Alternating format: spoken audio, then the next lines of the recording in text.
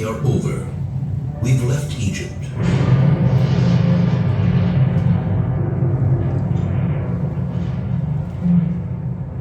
Back at the foot of Mount Sinai, we were commanded for the first time to build a tabernacle. And in fact, after the giving of the Torah at Mount Sinai, the tabernacle was built.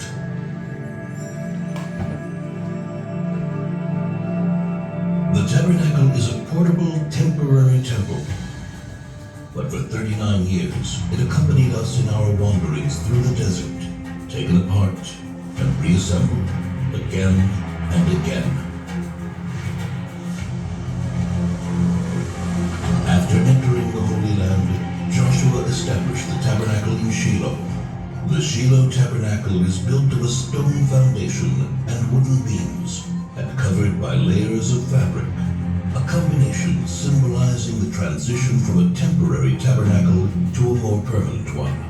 Shiloh is to be the dwelling place of the Shekhinah, the divine presence, the holiest site for the Jewish people for 369 years. The tabernacle was comprised of two main parts, the courtyard and the tabernacle tent. The tabernacle courtyard was rectangular, 100 cubits in length by 50 cubits in width, about 50 meters by 25 meters. In the heart of the courtyard stood the altar, made of wood overlaid with copper. On it burned the eternal fire, on which sacrifices, meal offerings, and wine offerings were made every single day. Since it is forbidden to ascend the altar by stairs, the Kohanim, the priests, ascended by a ramp. Before the Kohanim begin the tabernacle service, they would purify their hands and feet in the copper laving basin which stood between the altar and the tabernacle tent. It is said that when the contributions for the tabernacle were collected in the desert, all the women donated their copper mirrors from which the laving basin was made. First thing in the morning, the Kohanim entered the tabernacle tent, the sanctuary, for the day's service. Twice a day they burned incense on the gold-plated incense altar. A blend of 11 special spices, which were placed on the coals, and whose wonderful perfume wafted far into the distance.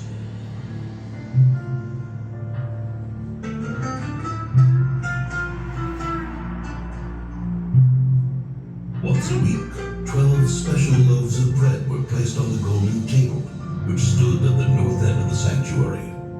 The secret method of preparing the showbread was passed down from father to son. Every evening, the candles of the seven-branched menorah, which stood in the south across from the table, were kindled. The menorah was made of a single piece of solid gold and ornamented with flower-like cups, buds, and blossoms. At the tip of every branch was a receptacle into which pure olive oil was poured. Ever since, the menorah has been one of the symbols of the Jewish nation.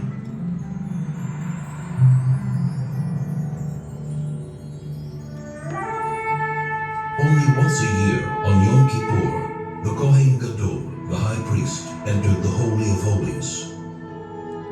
In the Holy of Holies stood the Ark of the Covenant, on top of which were the curtain and the two cherubs.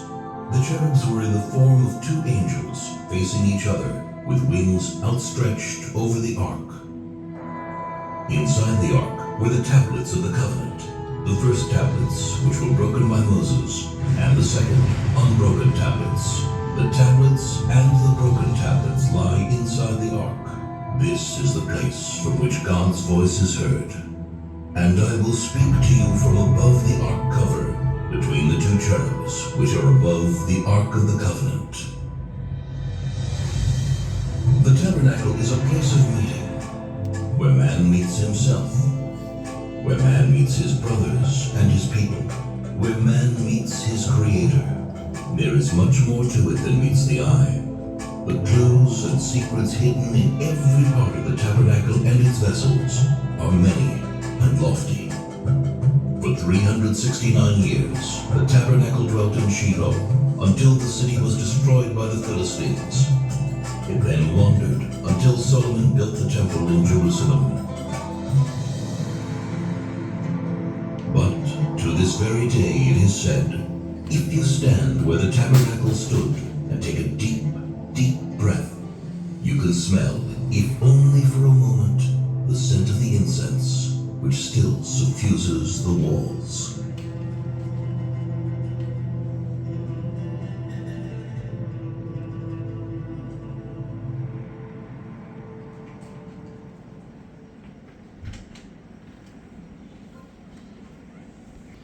So now we are ready to start our pilgrimage over to ancient Shiloh.